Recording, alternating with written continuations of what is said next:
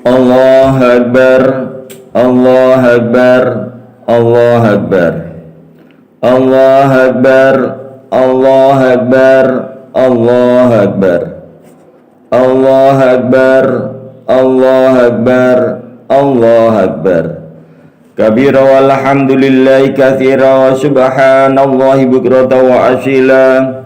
La ilaha illallah wahdah, sadaqa wa'dah wa nasara 'abdah wa 'azza jundahu wa hazamal ahzaba wahdah.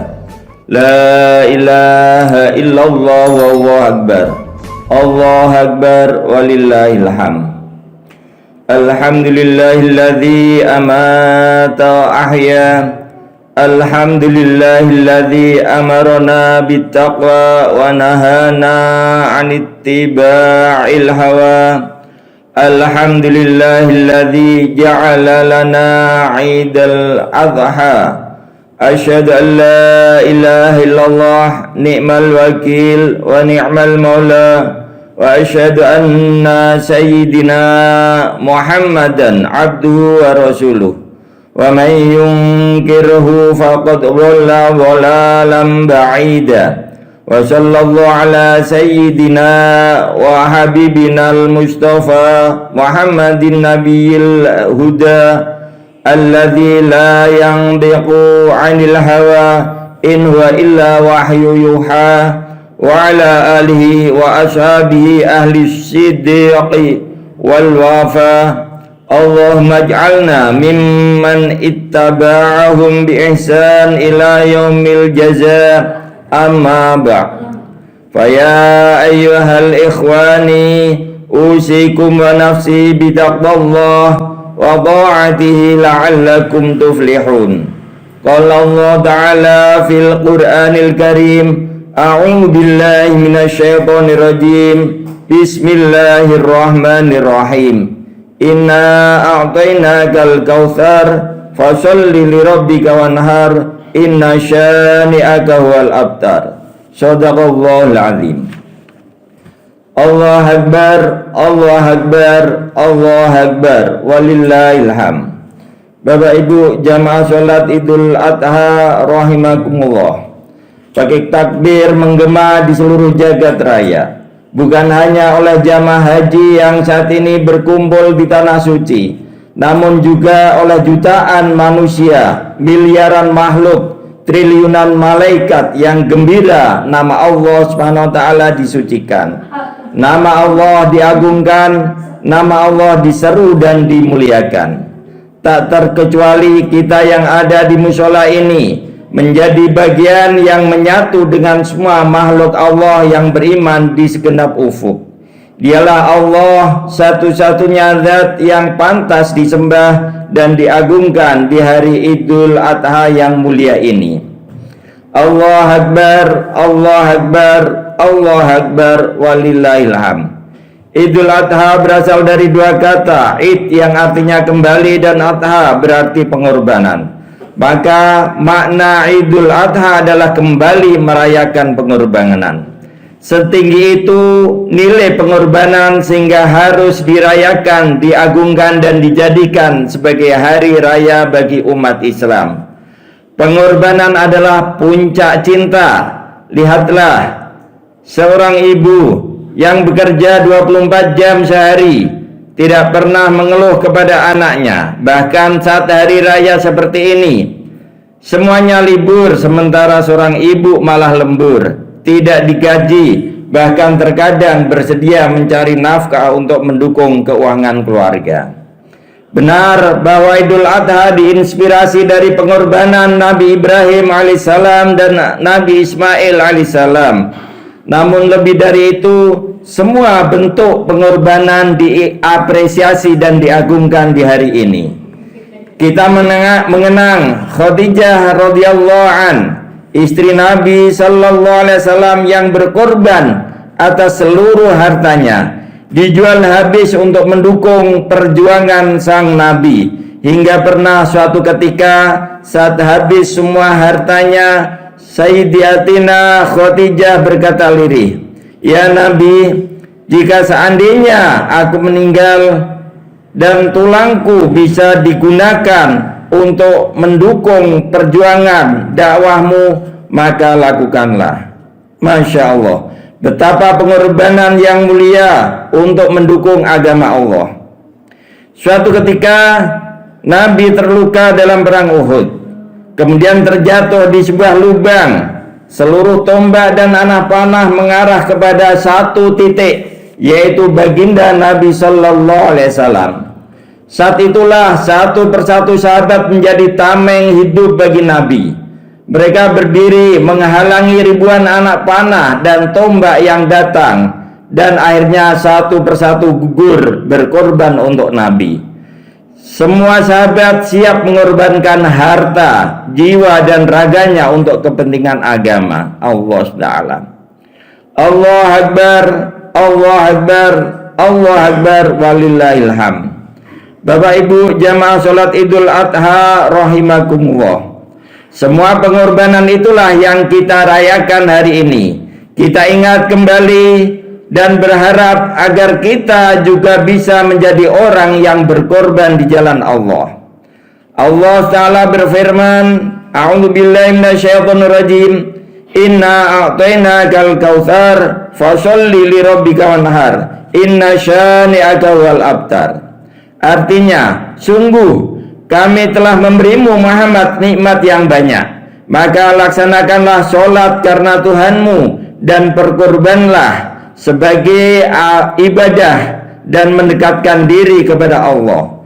Sesungguhnya orang yang membencimu adalah orang yang terputus.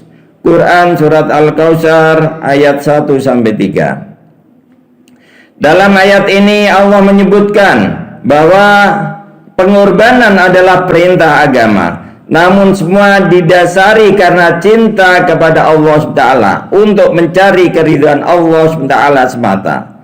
Semua kekuatan itu dimulai dari semangat pengorbanan, karena di balik pengorbanan Allah menjanjikan suatu yang besar. Makin besar pengorbanannya, maka makin besar hadiahnya. Apa hadiahnya? Di dunia berupa kebahagiaan, kedamaian, kejayaan, keajaiban, dan di akhirat berupa kebahagiaan di telaga Al-Kautsar di dalam surganya Allah SWT yang tinggi derajatnya. Pada skala negaranya akan kuat, dalam skala pribadi dan keluarga akan diberikan kesuksesan dan kebahagiaan serta kejayaan.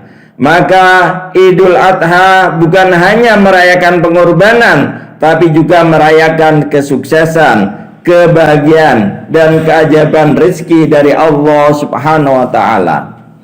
Allah Akbar, Allah Akbar, Allah Akbar, walillahilham. Islam adalah agama yang berlimpah dengan kisah-kisah keajaiban.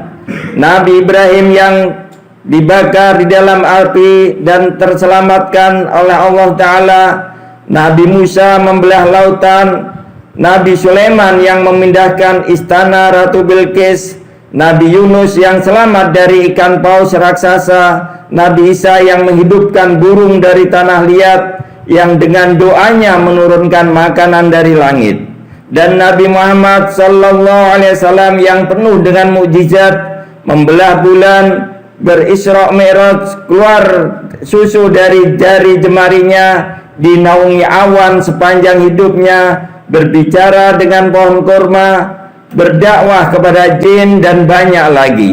Keajaiban para nabi disebut mukjizat, keajaiban ulama disebut karomah, dan keajaiban juga bisa terjadi pada manusia biasa, muslim biasa seperti kita. Keajaiban ini disebut sebagai ma'unah.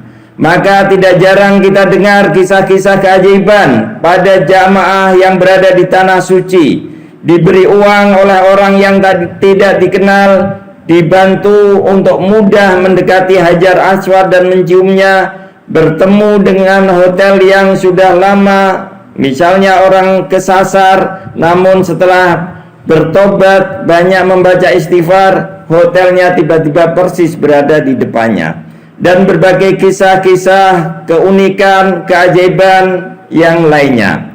Hari ini kita merayakan semua itu bahwa Islam adalah agama yang penuh keberkahan, agama yang penuh keajaiban, agama yang penuh pertolongan Allah Ta'ala, dan semua keajaiban itu bermula dari pengorbanan kepada Allah SWT sebagai sang pemilik bumi alam semesta ini.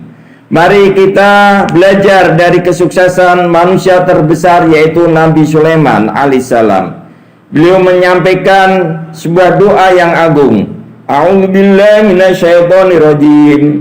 Qala rabbi wafirli wa habli mulkan la yanbaghi li ahadin min ba'di innaka antal wahhab. Dia berdoa, ya Tuhanku, ampunilah aku dan anugerahkanlah kepadaku kerajaan yang tidak dimiliki oleh seorang jua pun sesudahku. Sesungguhnya Engkau yang maha pemberi. Quran surat Shad ayat 35. Dan benar saja doa itu dikabulkan oleh Allah Ta'ala. Nabi Sulaiman memiliki kerajaan terbesar dan teragung yang meliputi timur dan barat. Tapi dari manakah kerajaan Nabi Sulaiman itu semua bermula? Benar, kerajaan Sulaiman alaihissalam bersumber dari pengorbanan yang dia lakukan saat Allah memerintahkan kepadanya menyembelih kuda yang dicintainya.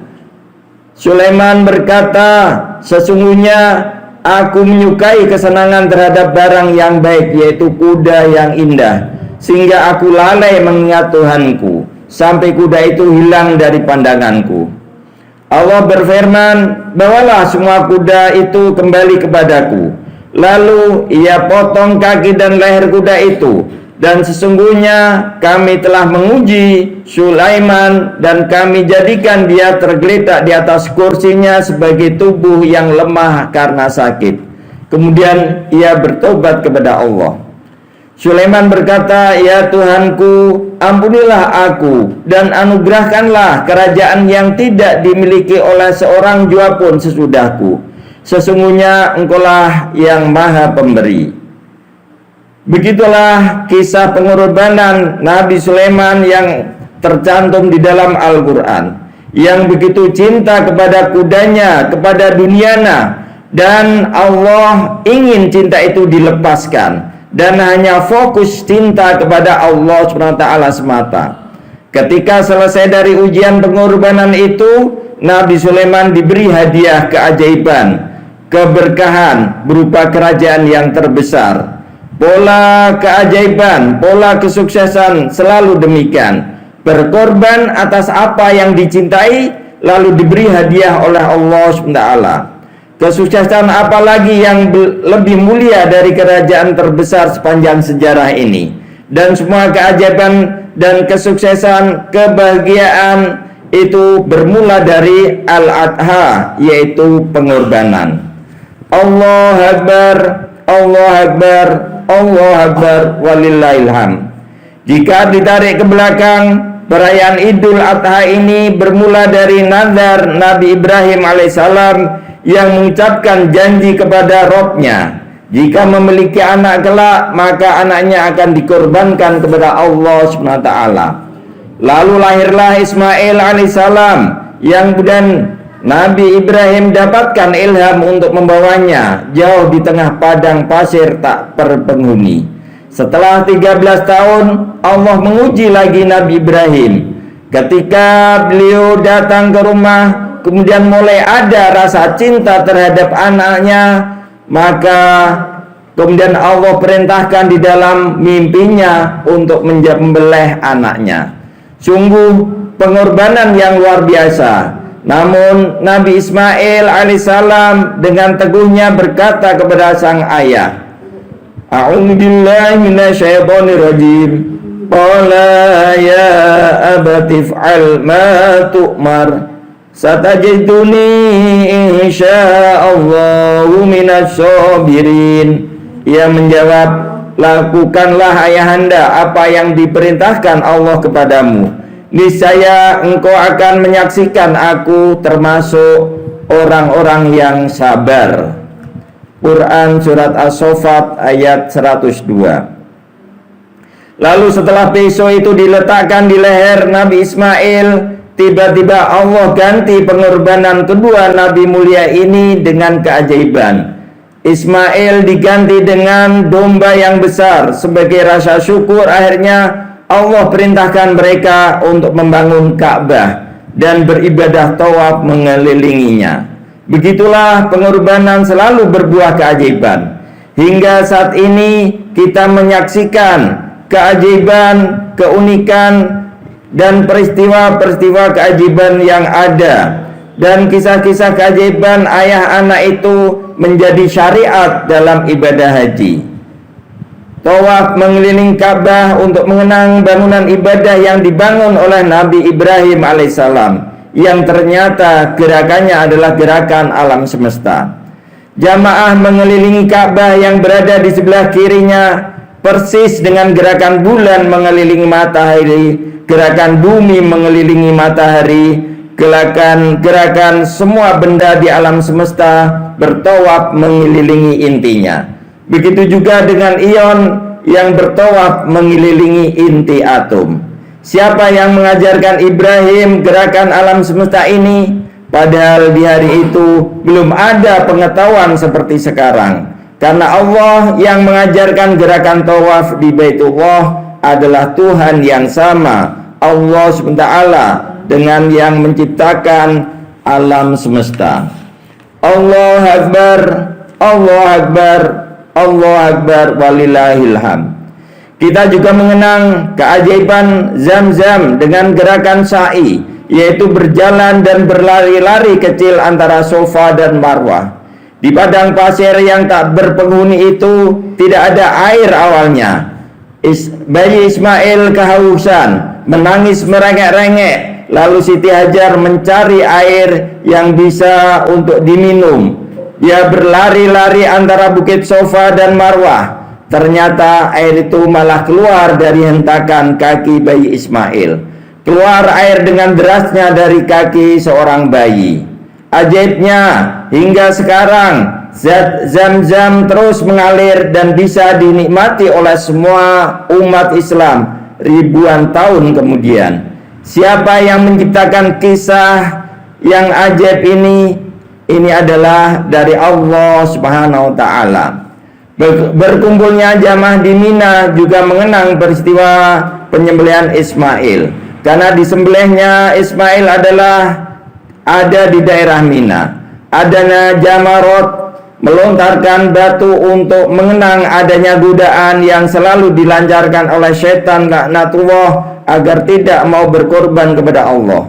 Di dekatnya ada padang Arafah dan Jabal Rahmah untuk mengenang keajaiban bertemunya Nabi Adam dan Siti Hawa setelah berpisah 40 tahun lamanya. Berjuta jamaah terus datang merayakan peristiwa-peristiwa yang ada di sejarah pada tahun-tahun kemudian. Siapa yang menyangka padang pasir yang dulunya tidak berpenghuni itu kini berubah menjadi makmur dan didatangi oleh jutaan manusia. Allah Akbar, Allah Akbar, Allah Akbar, walillahilham. Lalu bagaimana dengan kita yang ada di sini, di mushola ini? Apa yang kita bisa ambil hikmahnya dari Idul Adha kali ini?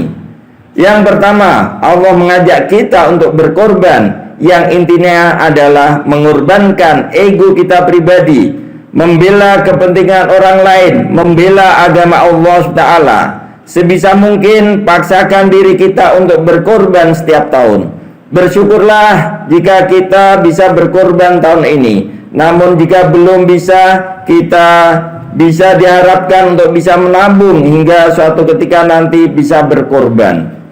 Allah menjanjikan kehidupan yang ajaib, kehidupan yang bahagia, kehidupan yang damai, dan kehidupan dan pertolongan Allah SWT bagi sang hamba. Bagi mereka yang yakin bahwa ada Allah menemani kehidupannya, apalagi yang ditakutinya.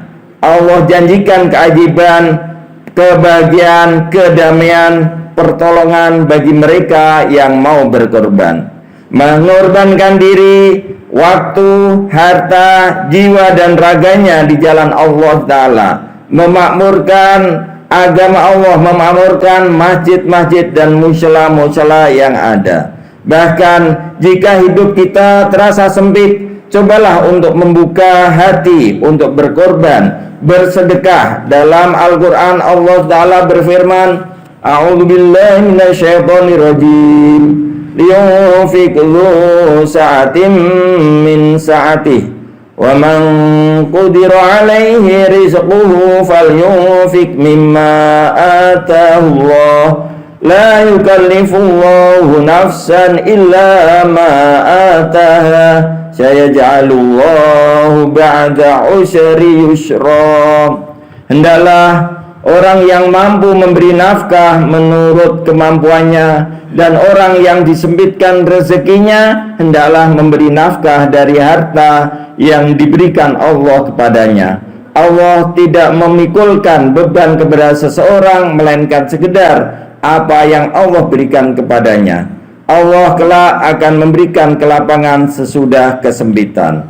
Quran surah At-Tolak ayat 7. Jadi anjuran berkorban bukan hanya bagi yang rezekinya lapang, namun yang rezekinya sempit pun dianjurkan untuk berkorban sesuai dengan kemampuannya. Dengan berkorban akan membuahkan pujian, kebahagiaan, kedamaian dari Allah SWT dan kabar gembira di dunia maupun di akhirat. Amin ya rabbal alamin. Barakallahu li wa lakum fil Qur'anil azim wa nafa'ani wa iyyakum bima fihi min ayati wa dzikril hakim wa taqabbalallahu minna wa minkum tilawatahu wa innahu was-sami'ul alim. Wa aqulu qawli hadza wa astaghfirullahal azim innahu wal ghafurur rahim.